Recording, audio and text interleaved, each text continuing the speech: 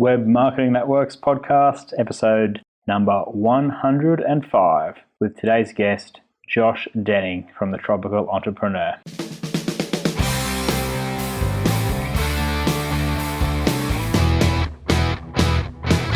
Welcome to the Web Marketing That Works podcast. Come behind the scenes of real-life marketing experiments and listen in as amazing guests confess the truth about what really works. Now, here are your hosts, Adam Franklin and Toby Jenkins. My name's Adam Franklin, and you are listening to the Web Marketing That Works podcast.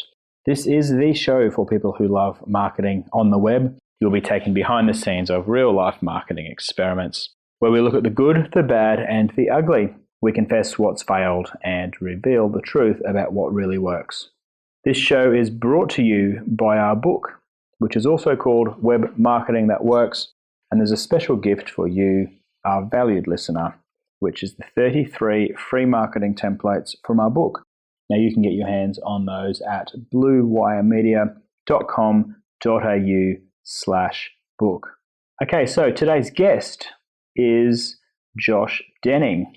He is the host of the Tropical Entrepreneur podcast. He's an Australian who lives in Thailand, and he really does live the location-independent lifestyle. Josh has also had a very similar background in terms of studying some of the same marketing people that Toby and I have. People like Jay Abraham, the classics like Napoleon Hill and Dale Carnegie. So it was really fun to have a chat with Josh today, and we really dive deep into SEO and how that can benefit your web marketing. So with that, I reckon we get started with the show. Hey, it's Adam Franklin here, and I am joined by Josh Denning from the Tropical Entrepreneur. How are you? Hi, Adam. I'm great, man. Thanks for having me. It's a pleasure. Now, talk us through this Tropical Entrepreneur. Are you just sitting on the beach on your hammock having a pina colada right now, or what's going on? I wish. I definitely have done that. I have had periods where I've taken quite lengthy periods of time off, 6 months, 3 months, even at one point a couple of years. But every time I've done that, I've realized, it's actually not really what I want to be doing, and that my passion and real enjoyment in life is actually business growth and being involved on a day-to-day basis with building teams, training teams, developing teams, helping our clients grow their businesses, branding, marketing. I live and breathe it. So really, to be quite fair, most of the time I'm working, 8 to 14 hour days, Monday to Sunday. But it doesn't necessarily matter where in the world you do that from, though, does it? No, that's right. So I do have an office. It is across the road from my condominium here in Bangkok. We do have a little station in Sydney as well. And we do have a distributed team across Philippines and a couple of people in the US and quite a few people in Australia. And it's such the way business is going, I've noticed in the last 10 years since Toby and I have been in business, that the office, they can be nice to have, but at the end of the day, people can do their job from anywhere if they've got a computer and an internet connection. And I think it's becoming increasingly appealing from people starting out all the way through to corporates to have this freedom that the internet, I guess, actually allows us to. So very cool to hear that you've got a team spread all over the world. So what is it that you help businesses achieve there, Josh? How do you work typically with your clients or your customers? Yeah, definitely. So I guess I came from, the Hitwise background, which was, $10,000 a month minimum spend for SEO, and kind of if you wanted to add a pay-per-click campaign onto that, you had to add another 10,000. So whatever channel you added, it was a $10,000 minimum. And then from there to Bruce Clay, same kind of thing. What I really discovered while I was working in those businesses, I would often really enjoy the meetings with the entrepreneurs that unfortunately it was just too much for them to start at. Like that, a lot of them would have been happy to spend that, but they didn't have enough revenue for what to them felt like a risk. Whereas, we could only deal with the larger, medium-sized businesses and of course the big enterprise businesses. So I decided to kind of go out on my own after doing that for several years and create what for me was enterprise marketing at small business prices. So we put together what would be very similar to a Hitwise or Bruce Clay SEO package or campaign or paid traffic campaign, with all the bells and whistles, including, analytics and conversion tracking and e-commerce tracking and funnel visualizations and all of that kind of fun stuff, and marketing automation now as well, but at a price that's affordable for the small business. So, anywhere from $1,000 to kind of $5,000 a month. And then you'll take care of all that stuff or work with the customer to get it all happening.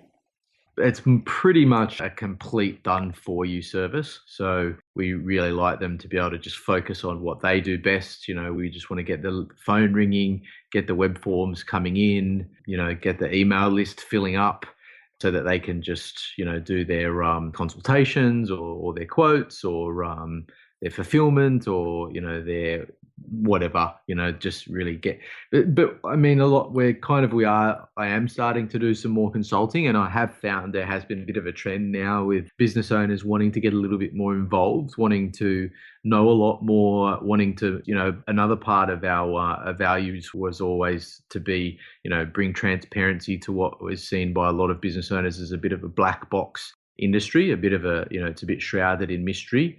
So yeah, we are finding that a lot more business owners do want to know a lot more about, what are the ingredients to the way we do things, and, what's the method, how does it all get put together, and they want to add their ideas and strategize with you and be part of it. So that's starting to happen more now, and I like that. It's actually prefer that. Yeah, that's good. Well, I know there'll be a lot of listeners going, wow, that sounds appealing, because a lot of the times when I'll teach people about web marketing, they'll say, can you do it for me? And I'll say, look, sorry, but we don't do that anymore. So I'm sure there'll be quite a few listeners going, I'll have to check out this Josh Denning guy and see if he might be able to help out. So really cool to know that you do it for people and collaborate with the client to get their input and everything as well. So mate, what is your philosophy on web marketing in general? Like, what's your approach to it all? So I guess it depends on the medium and what we're rolling out, but it's very much one of reverse engineering. So when we bring a client on, the first thing we do is a benchmark on their current, where they are right now. So we want to know where their traffic is, what their conversion rates are, what happens at the back end after they actually get a lead, and, we'll even help there a little bit with them, because it's also very important that once the phone starts ringing that they can get those sales. So benchmark, where they're at, but then we'll also do a deep dive into their competition. So we'll reverse engineer the top 5 for all of the keywords that they want to rank for, look at what they're doing with content marketing, look at their value propositions, look at their title tags, their meta descriptions, their H1s, all of those things. And from that, we'll build our plan out to get our new client, up to become an average of those top 5 positions for those keywords, essentially. So yeah, it's all about reverse engineering what the competition is doing and building a really thorough, solid strategy of both link earning, link building, content marketing, technical SEO, like fundamentals, and rolling that out. And then once we've got them kind of getting those rankings for, catching up to the top 5, then slowly reverse engineering to the top 3, then to the top 2, and then kind of pushing them past the top, to try and get those position 1s for them. But that's kind of on a ranking side of things. We're also now, a lot more focused on not just the rankings, but landing page optimization, content optimization, and using technology to actually data mine and determine topics that have a high degree of potential to actually bringing in a lot of traffic. So a little bit beyond the kind of BuzzSumo style of reverse engineering of content. And if you're not sure what BuzzSumo is, it's a really cool service, but it's a service that looks at, you can type in any topic or any keyword and it will go out onto the internet and find all the blogs and content marketers out there and find the ones that have had the most social shares, the most likes, the most stumbles, that kind of thing, just for the listener.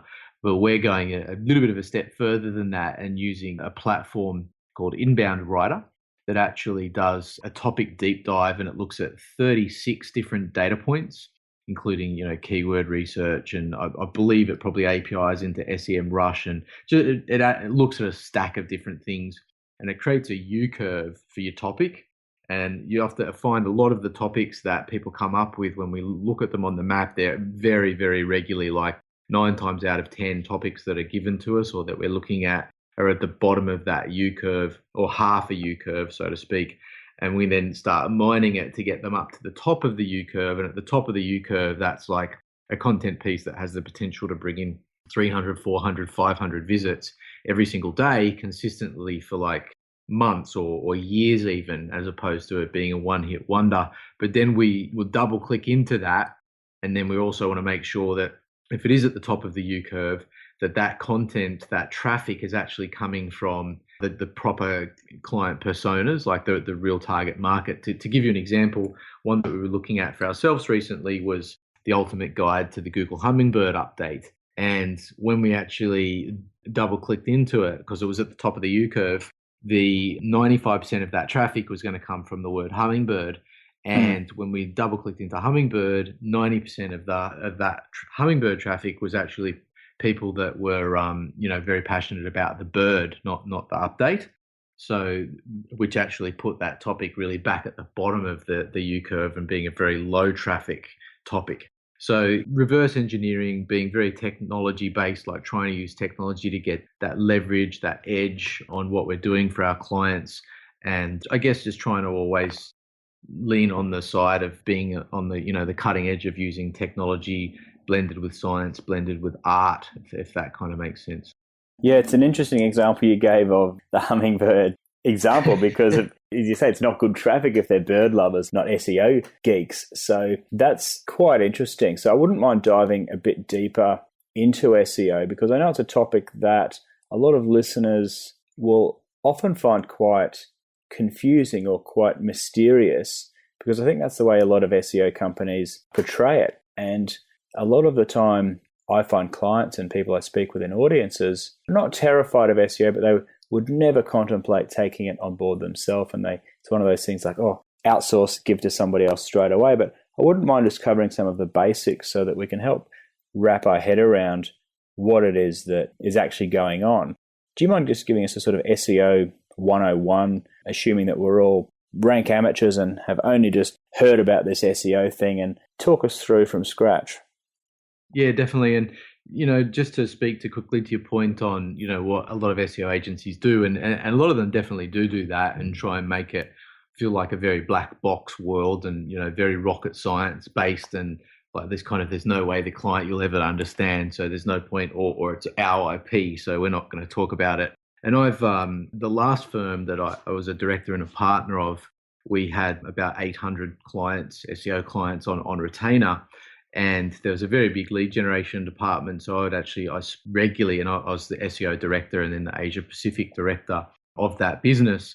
And I would often end up on calls with new clients that wanted to get out of their SEO firms with their firm's technical directors. And I'm not going to mention the names of other firms, but to be quite fair, and it was just sometimes terrible, like these technical directors. And for me, having been in SEO for, 11 years, it was just obvious that their technical directors were just making up words to make it sound like, and they didn't realize that I was another SEO director on the other line that really knew exactly how SEO really works. And they were just trying to bamboozle them to keep them on board. And it was, so there is a lot of noise out there, and there is a lot of really bad practices. And, that's part of our mission, is to try and bring some light to that and try and, change things a little bit. It's a big job, but that's what we want to do. So, but just to get back to your question there, Adam. So, look, SEO is not as difficult as it's made out to be. It's also, it's not as easy as some would make it out to be either. Definitely, there's a lot of work that goes into getting rankings and growing traffic for sure. And we tend to recommend that it is better to use an agency if you're a small or a medium business. If you're a very large enterprise, you can put a team in, because you need quite a few people on a team to do SEO really well. But the fundamentals, to be quite simple, of SEO, it's just really about having a good site, a really nice site. I think design is important even now for SEO, because you want to make sure that when the people arrive that they don't bounce off the site, that, you know, your site's sticky and it keeps people on the site. So it's a good value proposition, a good design. You know, it's got to load quickly. That's something that Google really look at a lot. It's a site that loads fast, which means, you know, in under 2 seconds, ideally, it's loading. You want to really have a great content strategy. And when I say that, I mean, you want to focus on really trying to understand your target customers, the pain points that they're experiencing, the problems they're experiencing, what they're looking for. And also, this is getting a bit more advanced here, but at the different levels of kind of market awareness and market sophistication that your clients go at. Because buyers come in, you know, they can be at different levels. They can be non-problem aware, they can be problem aware but not solution aware, they can be problem and solution aware but not provider aware, or they can be, you know, right at the top where they know what their problem is, they know the solution they want, they know that you're the provider that they want to work with. Now they just want to know exactly what the deal is. And you really want to try to create content to meet the buyers at every stage in that journey. And for me, that's content marketing and marketing in a sense, but it's also good SEO, because if you're doing that, your content's going to be sticky, people are going to read it, people are going to share it, people are going to like it, and you're going to earn links. So that's quite, I guess, in a very simple explanation, a great site, great design, great value proposition and user experience, excellent content that meets the users at every stage of their buyer journey. But I must say as well, and this is where it gets a bit kind of grey, is that with brand new sites and brand new domains that are really trying to earn links and just do all those things, I think there is still a bit of a need sometimes to do a small amount of link manufacturing. And if you are doing the good content, you are creating a good user experience, you are outreaching to get content placed on other expert sites, to go out and buy a couple of high authority domains and put some niche content on them and make them a microsite. So it's actually got good content on it that's about a specific area of your business or a specific product in your business or something, and using that site for a link back, that can also get you a bit of a that quick boost that you need to get your SEO moving fast while you're waiting for some of the other things to kick in. Right. So is that not frowned upon by Google, or how does that work with? Because I've often heard, and listeners have often heard, that buying links is a no-no, often because they're from link farms and really spammy, and that makes sense. But are there some high authority sites that have that opportunity, or is it more like doing like an advertorial type thing on a news website where you're paying to write an article or an advertorial article and that includes a backlink? Like, how does that actually work?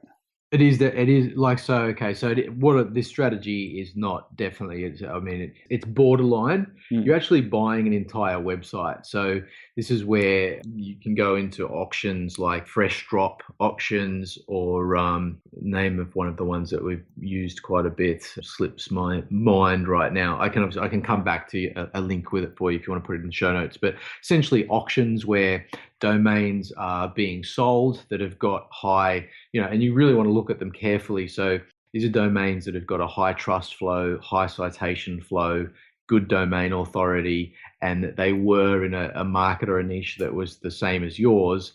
And you want to go and buy that domain from the auctions. And once you get the domain, you want to have a look at the domain in the Wayback Machine. And you want to look at the site that was on it and the content that was on it, and rebuild a fairly similar site with fairly similar content on it, and then actually use it only to link back to yourself once or twice. So it's a dedicated site, and that trust flow and citation flow will pass on to you. And look, this is not the very best, most ideal way to do SEO. And when we're speaking to clients, we'll say to them, look, there are some ways that you can do this a bit quicker. This is one of them. These types of links where we've actually vetted the site, made sure that all the links linking to that site are all quality and they weren't spam links and they were real websites linking to the domain that we're buying. And then we're going to link that into you, and that will fast track your results. But it's not completely white hat. So this can speed things up, but there are some risks versus a process that's, going to take 8 to 18 months to really get going, which is completely white hat, just looking at the content, just looking at earning links, just looking at like boosting content to hope that more influencers actually see that content and want to do a commentary on it or an abstract on it, and actually, link to it. So it's definitely borderline at the moment, or for a very long time, really, for a decade. It's always worked really, really well when it's done carefully and done right. But, Google, it's not like I don't know, whether they really would ever care that you're doing it if it's done well and it's got a good side on it that's adding value to the web, but it's not like it's in their guidelines that it says you can do that. Yeah, well, that makes sense. Now that you've explained it, if you're just going out and buying another property online, that's, people sell websites and buy websites all the time. And if I went out to buy a news website or whatever, then that would make total sense that as the new owner, you can then do what you like with the site and link off to it. So I can appreciate that done right. And if you're adding value, then that would seem okay. So what are some of the things that SEO people or SEO companies say or promise that they don't actually deliver, or that they're trying to trick unknowing customers? Like sometimes people say, I guarantee you can get to the top of Google. And of course, sometimes, for a highly competitive keyword, that would be unrealistic. Yet if it was like for a 12-word, really weird keyword combination, well, of course you can get to the top of number 1 of Google, but no one else is searching for it. What should we be on the lookout for? And what does it actually mean when people are sort of BSing us? That's one of the things that you brought up there is one of the things that I really hate, and it annoys me no end when I see it happen to clients that are coming to us, are wanting to get real help, where they're with an SEO company that's guaranteed them, all of their keywords, or 50% of their keywords, say, for example, are going to be in the top 5 within 6 months, or they'll work for free until they are. And look, there's nothing wrong with doing that. We'll actually guarantee page 1 within 6 months for half their keywords, or we'll work for free until they are. But what I see a lot of people do is on that guarantee, exactly what you just said there, they go after like 15 of the lowest of keywords that have got 10 people searching for them each month. Part of our guarantee is that the keywords we're going to target for you are going to be the very best keywords for your business. So if you're an accountant, it's going to be accountant Melbourne, accountants Melbourne, tax accountant Melbourne, and the other best variations with the best traffic. What a lot of agencies will do is what Adam just said, is they will give you the long tail crappy keywords. Well, they're not crappy, but they just have very low search volume, and they'll still charge, a couple of $1,000s a month potentially. That's definitely one of the things. And just quickly, an example of that for listeners might be, 333 Flinders Street on the corner next to the coffee shop, accountants Melbourne. Now, exactly, yeah. No, you're going to be top of the search engines for that because no one's searching it. I've even seen people do it to people with that, add their business name as one of the keywords. Oh. Yeah. All right. It's terrible. It is. All right, carry on. Another one of the big things where you've immediately got to run the other way. Anyone that guarantees position 1 is a, definite big red flag. Anyone that's... And again, just on that one, Josh, for the listener, sometimes, of course, if you're logged into Gmail, you get different results than if you're not logged into Gmail, because of Google factors in your search history and all the other things it knows about you. So very often a company might say, well, look, you're number 1 for Web Design Brisbane, when in fact it's because they're still logged into Google that the results that they're seeing are vastly different to the results that other people are seeing on normal Google when they're not logged in. Yeah, seen that a lot, definitely. That happens a lot with slightly older clients too. I've seen that done to them, which is terrible. Another one that happens a lot. So we did the position 1 guarantee, which is terrible. We've done the low traffic keywords, which is really, really bad. Yeah, this is the other one. So this is the other thing that you really need to watch out for at the moment. So you'll see businesses that offer their SEO package. Well, actually, there's 2 others that are really bad. So one where you'll see where they're really piling on the things that you get in the campaign. So it might say that you get, 50 social bookmarks, 5 press releases, 100 indexing links, 1,000 magazine links, like that kind of thing. Mm-hmm. Whereas you only need, especially if you are building links, anyone that's good at building links shouldn't be probably building any more than 5, maybe 10 links in a month. And all those should be is like one really, really, really good press release. One of the like authority sites that I was talking about just before, possibly where it's a really high authority domain and they're going to put good quality content on it and they're going to link it to you and only you, maybe at max 5 themed directory submissions and one good guest post. And that's really like, if you were just getting those every month, the amount of work that would go into actually, if they were going to be done well and done at a very high degree of quality, that right there is hours and hours and hours of work. Like just to do a one really good guest post, you might have to email 50 bloggers. Of those 50, you might have like 20 of them come back and say, yeah, we're interested. Can you please send over some headlines? Then you've got to produce the like good headlines, send all the headlines out. You might have 5 come back and say, look, we liked these headlines. Then you've got to write summaries for all those headlines. And then you might have 3 say, yeah, I like the summary. Could you please produce the whole article? And then you've got to produce the whole like 1,000-word article. And then you might have 1 or 2 say, okay, we're going to actually publish it. That's if you're doing full outreach versus already having the relationship. So, that could easily be 15 hours of work. The authority domain, you're typically going to be paying $300 to $500 just for the domain. Then you've got to put a site on it and put content on it. The top level press releases on PR Web, or the media releases where you get CNBC and Fox and ABC and that kind of thing, you want a really good writer to write it. It might cost a couple of $100 just to produce the content, and then you've got anywhere from $300 to $700 to syndicate it.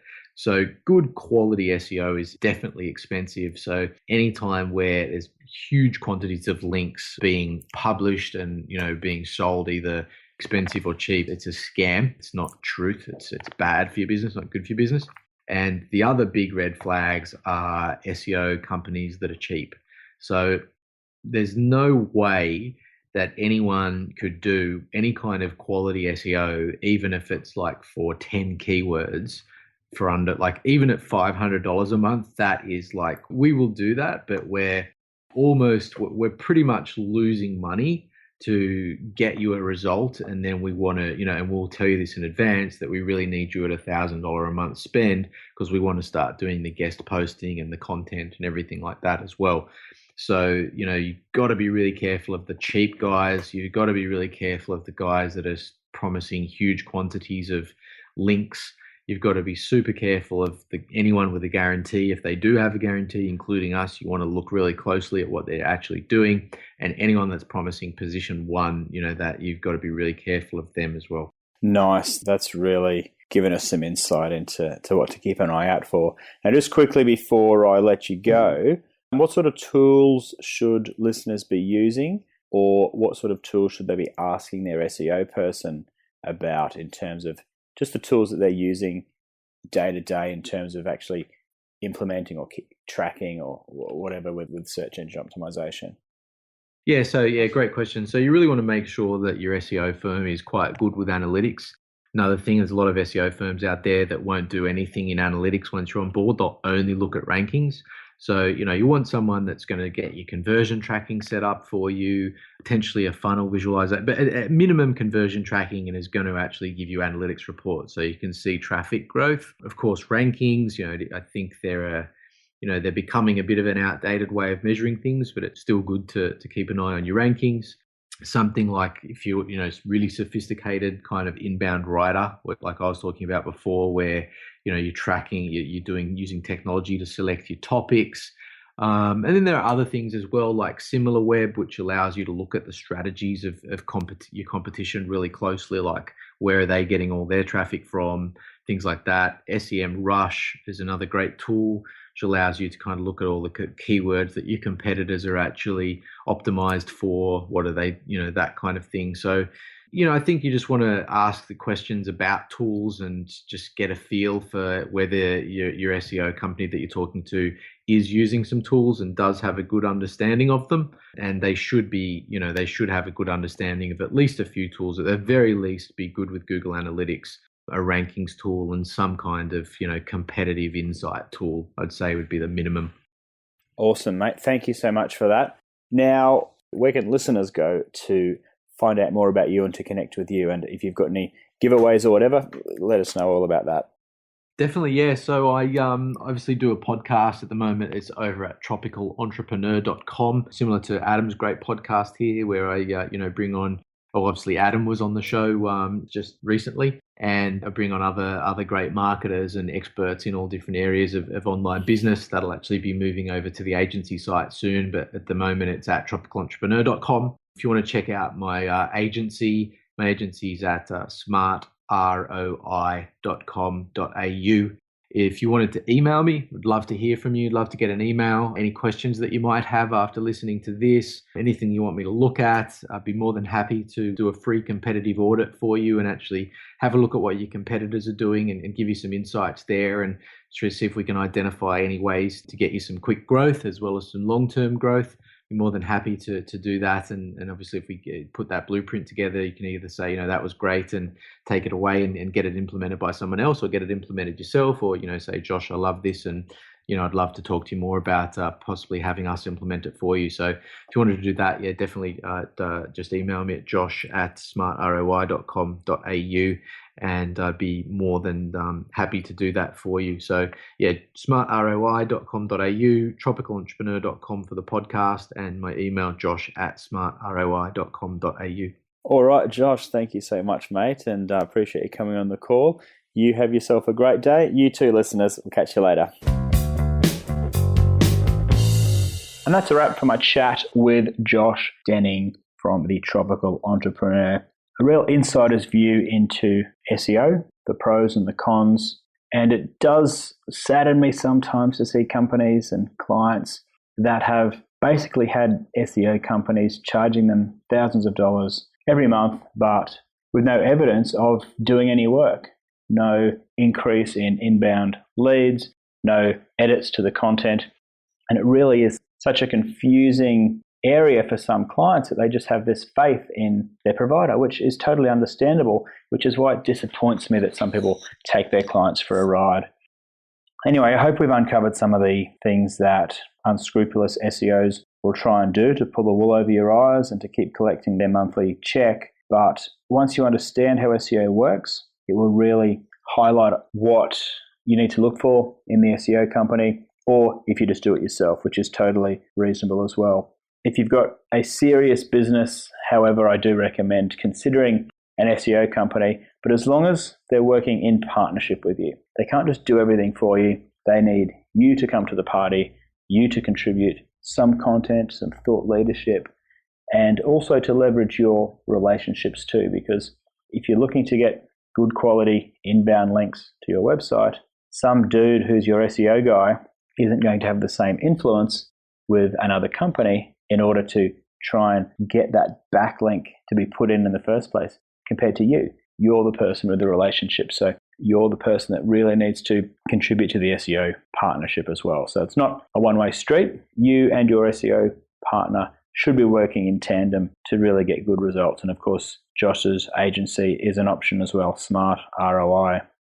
Okay, as you know, this show is brought to you by mine and Toby's book, which is called Web Marketing That Works. And if you haven't downloaded our templates already, you can download them at bluewiremedia.com.au. That includes all of our templates from our book, including our most popular web strategy planning template. It's got things like the social media guidelines template, lead nurturing templates, blogger outreach templates, you name it, there's a template for it, and you can use them. They're especially designed for marketing consultants. So if you want to print them out, take them to a session with your client and start using that IP with your client, you can charge for it, you can earn the revenue straight away. That is our gift to you. We've certainly found them incredibly valuable over the years when we've used them with our clients. And I encourage you to give that a go as well. So that's bluewiremedia.com.au. All your feedback and questions are very welcome, so please let me know via email. I am accessible at adam.franklin@bluewiremedia.com.au, or shoot me a tweet. I'm at Franklin_Adam. So if you enjoyed this show, and I really hope you did, I would very much appreciate a review or rating on iTunes. because it really does help our visibility so that more and more people can listen to the show and we can continue to get good quality guests as we go through our next 100 episodes. So with that, thank you for listening, and I will see you next time.